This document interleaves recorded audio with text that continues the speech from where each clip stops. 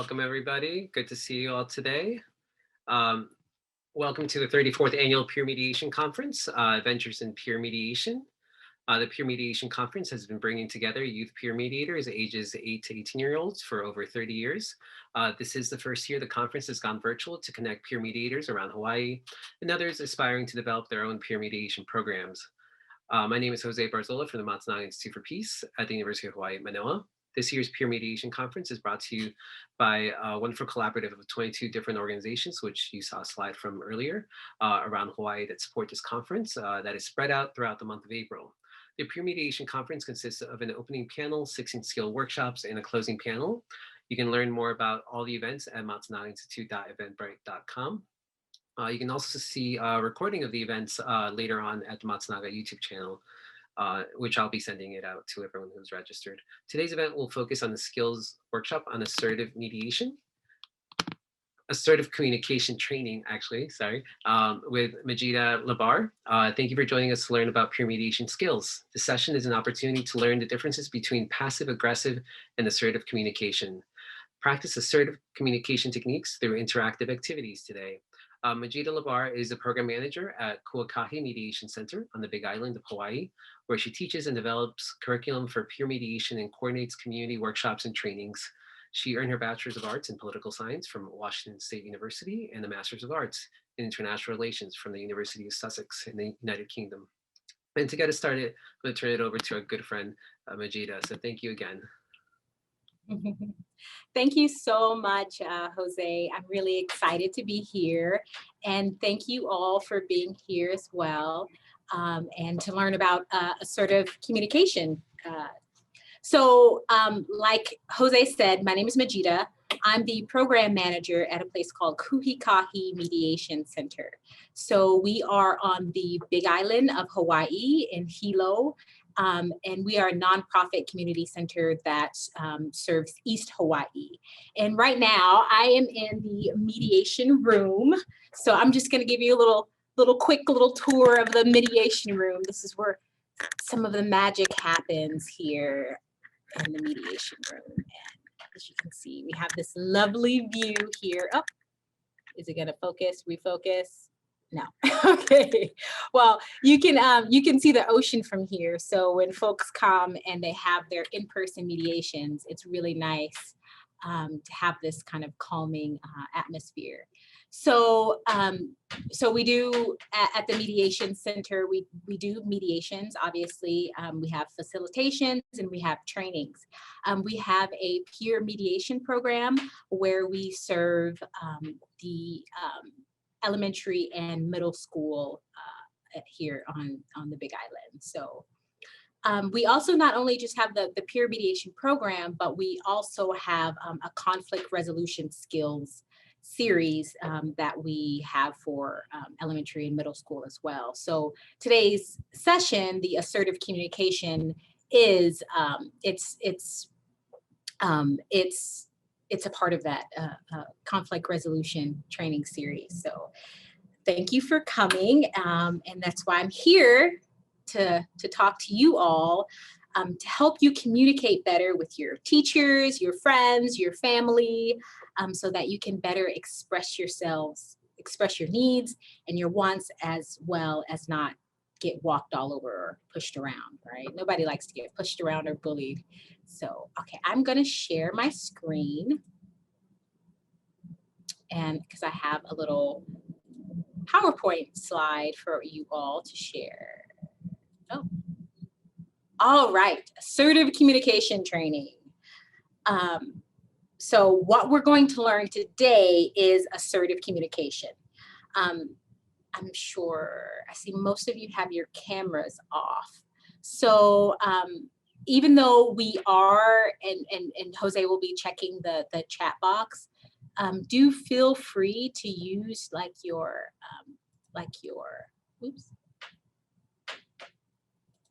down at the bottom there, you'll have like different emojis that you can participate with. So if I ask you questions, or if you have, if you agree, you can hit the thumbs up, you can, do the surprise, you can use the different emojis there. So please feel free to use the emojis, and I'll be kind of keeping an eye on it as well. So, and of course, you can always use the chat box as well as the emojis. So assertiveness is when your communication is confident and direct while still being respectful of others. And we're going to dive more into what that looks like today. So what we have here is your typical approaches to communication. Shown here are the passive, the assertive, and the aggressive communication. And one that's not on here is the passive aggressive. And I'm sure many of you have heard of being passive aggressive. Have you heard of that term? Anybody? You can click your emojis and thumbs up. Okay, I see some thumbs ups. That was great. So, so it's not on here, but it is a mixture of the passive and then the aggressive communication styles. And what it looks like is it can look like sarcasm, or it can look like, talking behind someone's back. So it's a blend of that passive and that aggressive communication. And we're going to just kind of break down these a little bit more, because the thought is, if you have an understanding of each of the type of communication styles, then you can know what assertiveness looks like, and then be better able to express assertiveness in your communication. And you all will get a handout of these, of the PowerPoint slides. Jose will send that to you later on, as well as a part of that PowerPoint. It's going to be a few paragraphs, like a little handout from the Center for Clinical Interventions, which is where I've gotten a lot of this information. So I want to accredit them, as not to think that this is all my research and all my work. So the Center for Clinical Interventions is where I got a part of these communication approaches. So passive communication, it can look like not speaking up for yourself, either because you think your views don't matter, or for some reasons like trying to please other people or keep the peace. Putting your needs last to the needs of others, that could be considered passive. Allowing yourself to be bullied or be ignored, that's also passive. And it often can involve speaking quietly or with a hesitating voice. So passive communication can be damaging to your self-esteem and also to relationships as well. So if you use a passive communication style, others are more likely to ignore your needs, which may leave your feelings hurt or even angry for someone treating you better. Do you all think that you can kind of recognize the passive communication when it does occur? You can use your emojis. Yeah, okay. I see there's not, I don't see that there's a lot of students on here, but it could be just very well that that their videos aren't showing. But I mean, you're all more than welcome to be here, obviously. But just to let you know, it is geared towards middle school students. For you adults, I hope you can bear with me. So so being able to recognize the passive communication, it looks like avoiding and accommodating.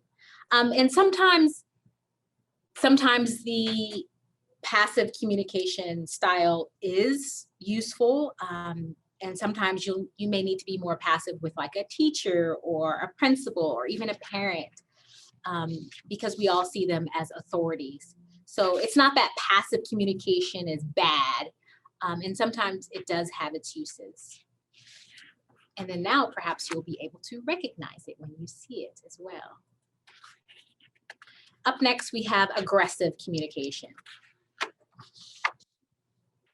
It looks like competing. And sometimes assertive communication can be mistaken for aggressive because it involves sticking up for yourself.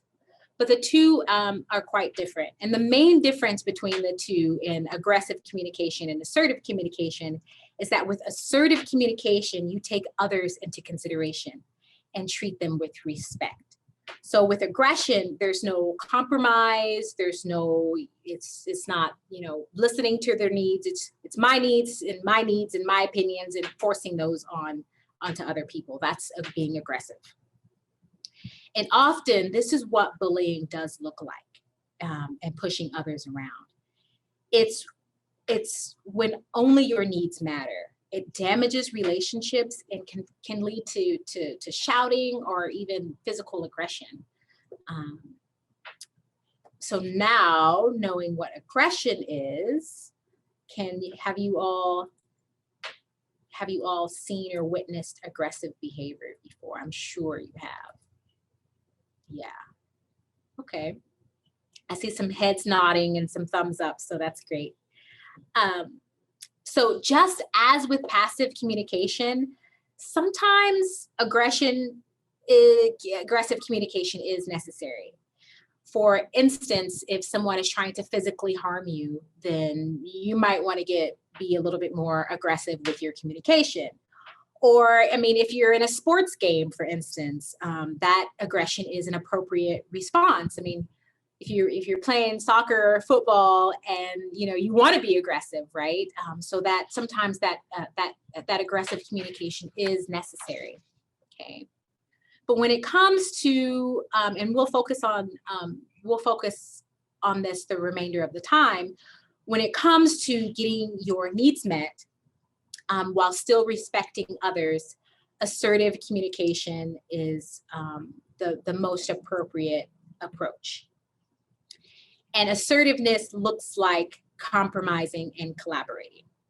And like I said, it's different than aggression because you allow and you consider other folks' points of view. Assertiveness is being direct, clear, and this can be difficult because sometimes we don't always know what we want, and that's okay. But also knowing what you don't want is important as well, because that at least sets that boundary for yourself. So you tell the other person how you feel as honestly as you can, and then listen. Remember to listen to them and what they say as well. That's assertive communication. And you can simply use words and state things like I need, and then ... I'd want, or I'd like ... And then tell them your needs and your wants. Or, or I don't want, I don't need, because that, like I said, that's just as important as well as setting those clear boundaries for yourself. You may not know each time what you want, but having understanding of what you don't want is just as important. So the key that just like someone listens to your needs and wants is you listen to their needs and wants as well. And so everyone gets respected, everyone gets considered. And ultimately, it may not be where it happens where you get everything you want, because, that's just not how it works, where you get everything you want. But being considered is important as well. Okay, for instance, you tell to your parent, I want ice cream for breakfast. Well, who doesn't want ice cream for breakfast, right? And your parent may hear you and they may go, okay, I hear that you want ice cream for breakfast. And how about this? You can have your ice cream after dinner if you eat all of your vegetables. So you stated what you wanted clearly. And however, your parent probably knows that having ice cream for breakfast is not the best thing to do. So they were willing to compromise, and perhaps maybe you don't even like vegetables. So they compromised to trade the healthy vegetables for some ice cream. And you see how that works? That's collaboration, that's compromising. So, but if you didn't state your needs and your wants clearly, then no ice cream. But because you expressed it clearly, you got it wasn't necessarily exactly what you wanted, ice cream for breakfast, but the compromise and the collaborating was there anyway. Okay, and plus your parents will probably be very happy if you ate your vegetables. It's a win-win. So it's not always that you're going to get what you want with assertive communication. That's not the point. It's being able to express those needs and wants and being able to compromise and or collaborate and consider the needs of others, okay? And that way everyone gets considered. All right, so now that you know those three differences, we are going to take, okay, if you have a pen or a pencil, now's the time to bring it out. Otherwise, you can maybe just think about in your head what you, how you respond, because we're going to take a quiz. This is class, right? So this is training, so you're going to take a quiz. Okay, and this is just for yourself, so you can see what type of communication approach that you mainly have, and so you can recognize the three different approaches. And before you take this quiz too, it's not everything is not, you know, it's not, how do I put this?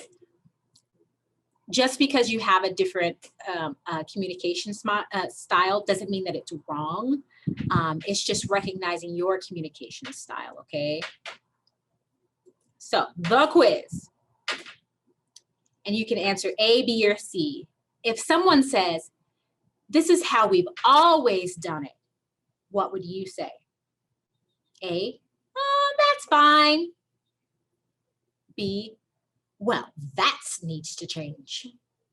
C, I understand, but what if we tried it this way? And write down your answer, A, B, or C. How would you respond to that? And like I said, there's no right or wrong answer at all. It's just recognizing your communication style. Okay, now that everybody's got that. Number 2, if someone says, go get my backpack, what would you say? A, okay, no problem. B, go get it yourself. C, let me finish what I'm doing first. Okay. How would you respond?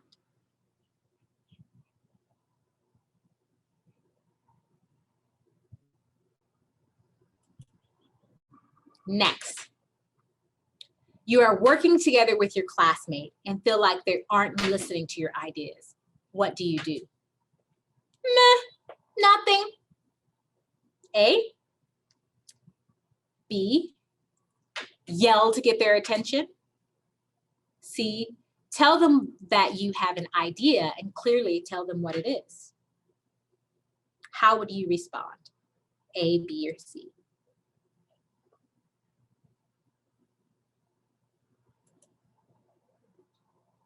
Number 4, there are 5 of these, by the way, just 5 questions. Someone asks what you want on your pizza. What do you say? A, you decide. B, I'm not eating pizza. I want a hamburger. C, pepperoni is my favorite, but I like cheese and sausage too. How would you respond?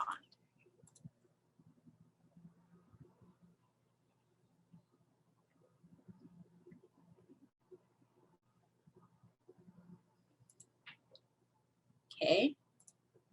And then last but not least, number 5. You have an idea of something fun you and your friend can do together. What do you do? Keep it to yourself. It's probably not a good idea anyway. That's A. B, tell your friend that's what you're going to do. Or C, tell your friend your idea and ask if they would like to do it.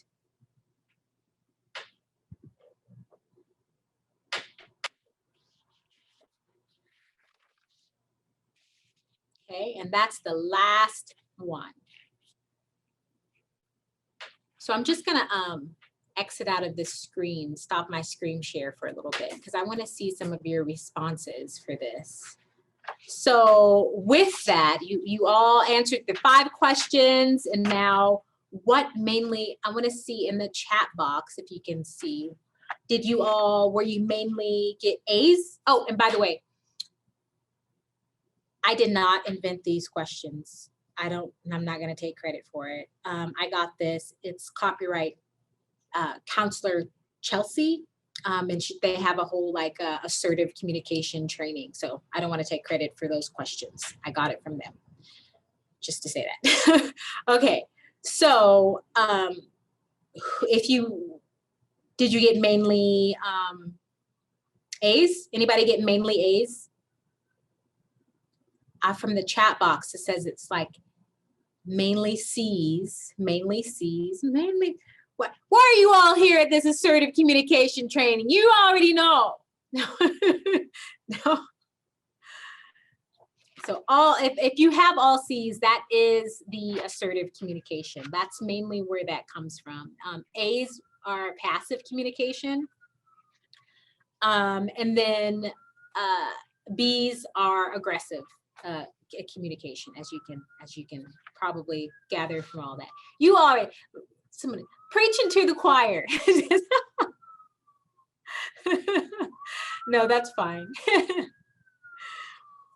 All right, so you see the difference then between the passive, the assertive, and then the aggressive communication, and how your style could be either one of those, okay?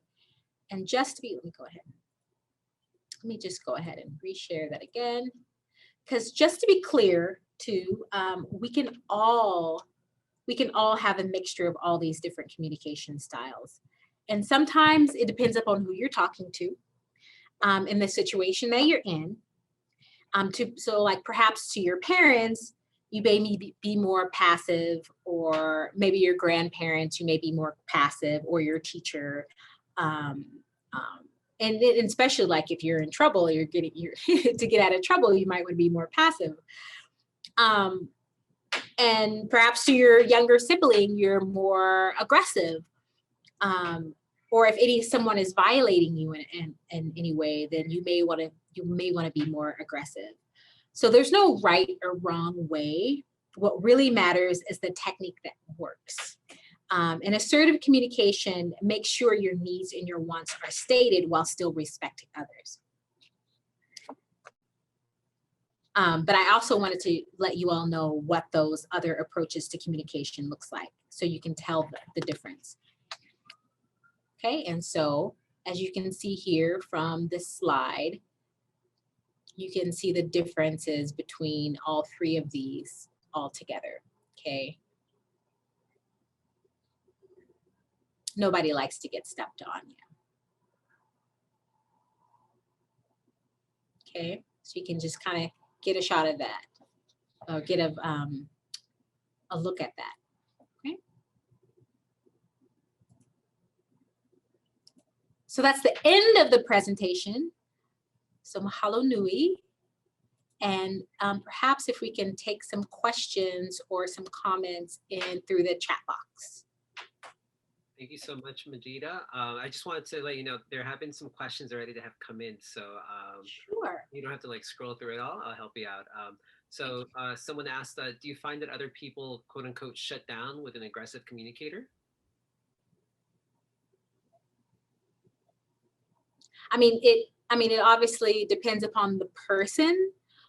So if someone's being aggressive and they're being bullied and they feel like they don't have a sense of power to speak up or speak back, then yeah, they may shut down a bit more and be more passive, or even passive aggressive, because you may want to be aggressive, but maybe you feel disempowered. So that's where passive aggressive comes in, where they're, you know, maybe being more sarcastic or being, you know, like against, you know, because you don't want to cause conflict, but at the same time, you know, you want to speak up.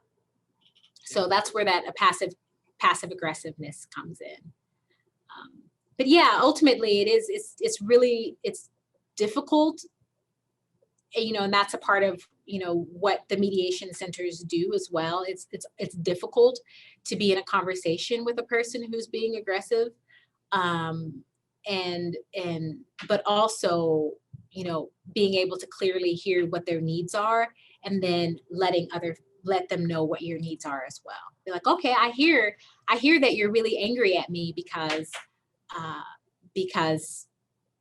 I, you know, my dog went into your yard or something. You know, I'm like, I have a dog who goes to my neighbor's yard all the time.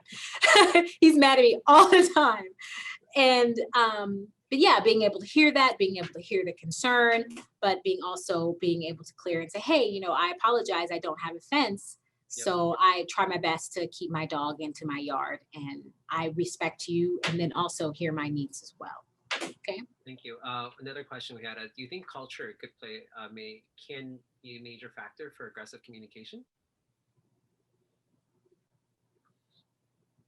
And the way I'm interpreting that question is more of like maybe cultural differences. I can, just in my own experience, I can see how, so like certain cultures, they will raise their voices, but they're not technically raising or being loud and yelling. It's just part of the community, and that's how they speak to each other.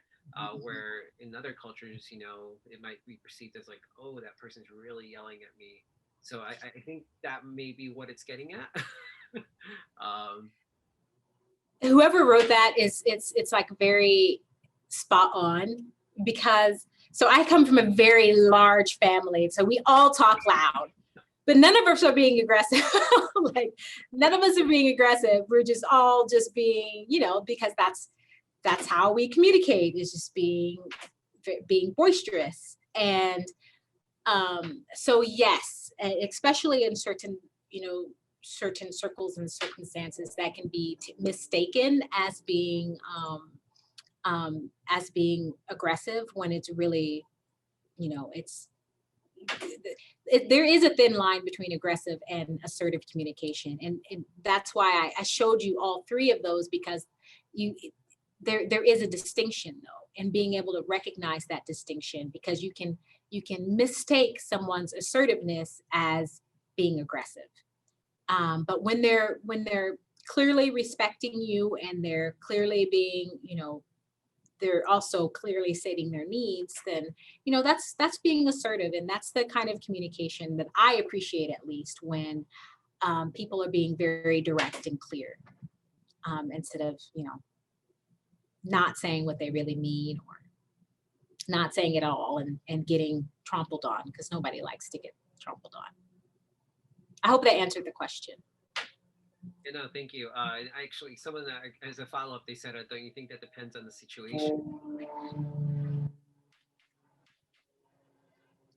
I wouldn't be too quick to chop things up into culture, because I mean, culture does matter for sure.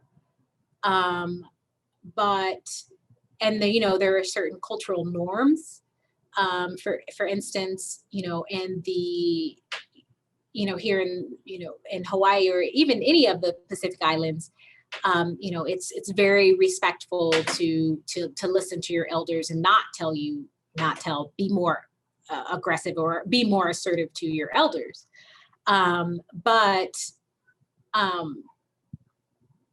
So yes, so that's why I stated it's important to know when to use the appropriate communication style. I mean, how you would speak to a teacher or an elder may be very different from your own peer. So yes, culture does matter, but it's also, I think that's just being respectful, you know, even that's being respectful doesn't have anything to do with culture. That's just being mindful of other people and being respectful. So yeah, I think not only culture, there's the generational gaps. There's just so many different things to kind of consider, I guess. And I think respect is a good way to kind of just hold it all together. And hopefully, if we can all approach conversations with some level of respect and civility, we can have further dialogue. Just quickly, there are some questions about the PowerPoint. I will share the presentation, and actually this is being recorded and this will be up on YouTube, right? Someone had mentioned they wanted to show it to their middle school class, so you could possibly even just play this for them if you like. A follow-up question, or a different question altogether.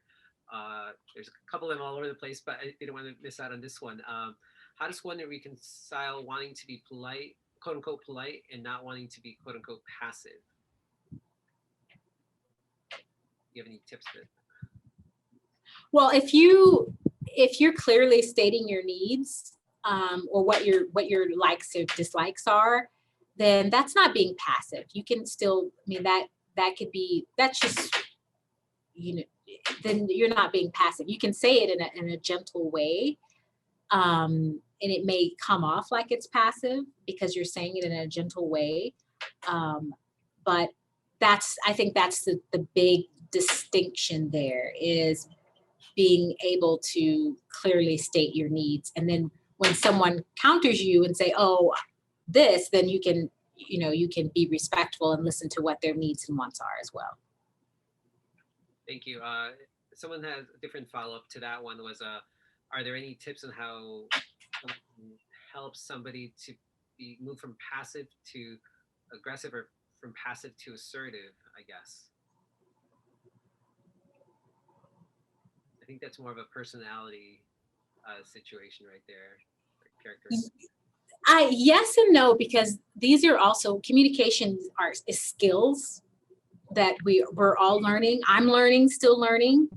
You know, I would say even at the beginning of my job here at the Mediation Center, I was maybe a little bit more shy than than I am now, but just but learning those skills and practicing as well. We're practicing and knowing what you need and what you want, and then also practicing those.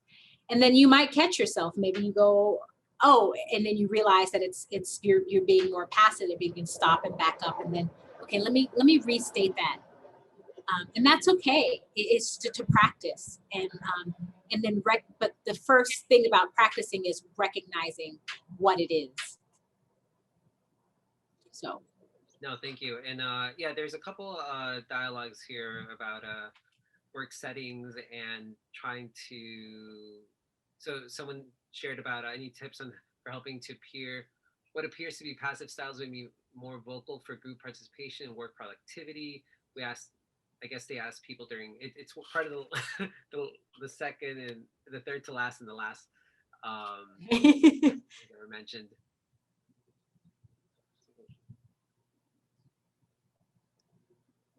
Okay, so the second to the last. Oh, no, the last comment and then the third to the last. Well, I know, I see that there are, okay, so the last one talks about impatient with people who don't pull their weight on group assignments. How do I provide my input without sounding bossy when team members keep talking in circles but not getting anywhere? I think it kind of goes back to what you've been talking about as far as communication and effective communication. And I find sometimes just being direct, but, you know, also respectful and not abrasive, I guess, in the dialogue. But do you have any tips yourself on how to get the group moving along and not going around in circles, I guess? Yes. So being direct and clear is very important, but also listening. When you're listening to someone, listening for the underlying principles that they're trying to get at. So, you know, you could be sitting in here,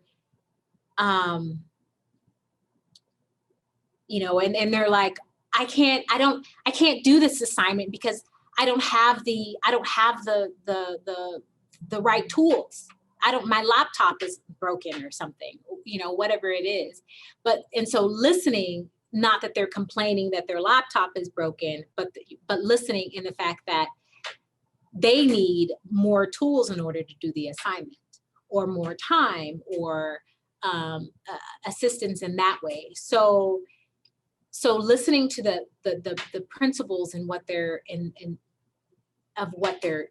of what they're actually needing, looking out for the need, as opposed to just seeing the complaint. And I think that's helpful. And sometimes people will, sometimes people, oh, she's bossy, or oh, she's aggressive. Do you know what I want? And am I clear with myself? Am I clear? Okay.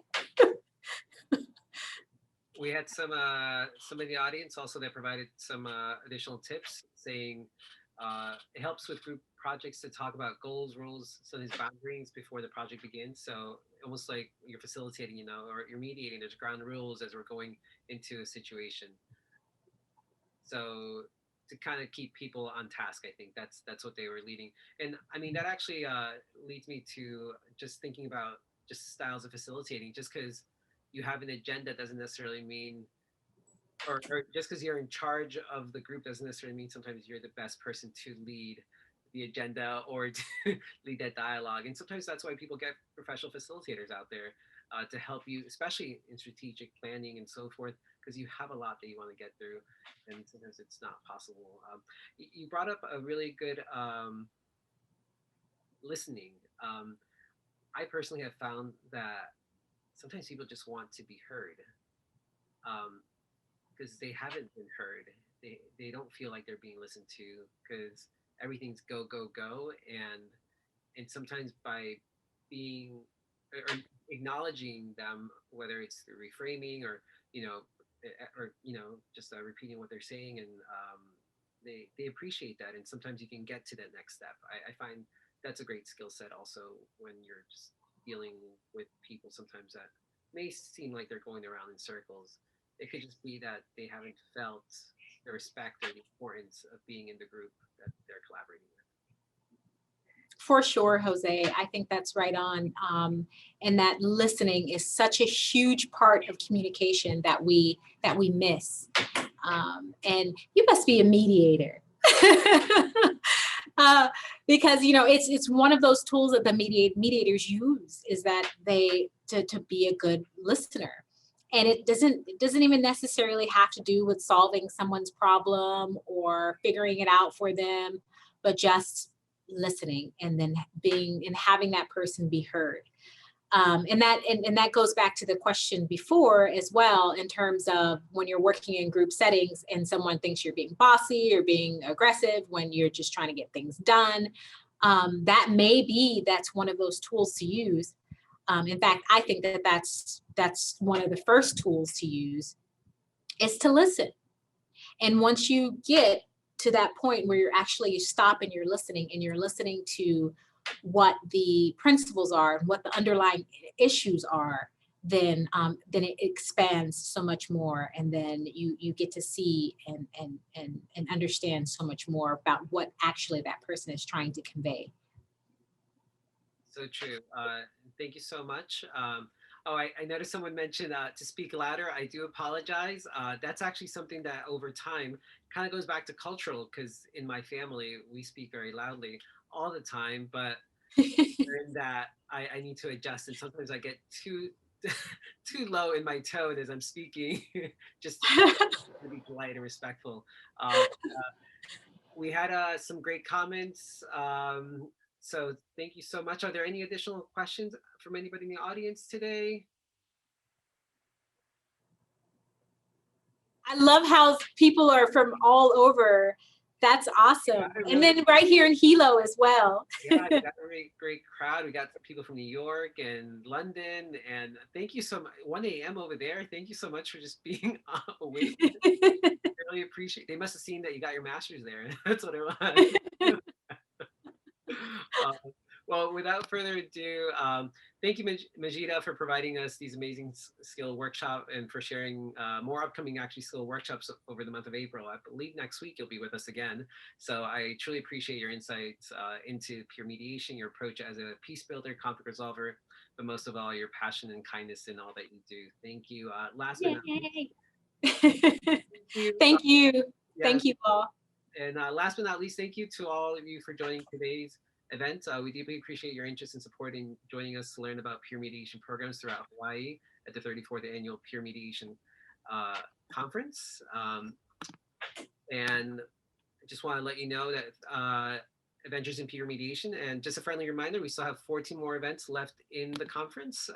So I definitely look forward to seeing some of you as we move along. And yes, a copy of the presentation will be sent over to everyone who registered for the event. So thank you again, everybody.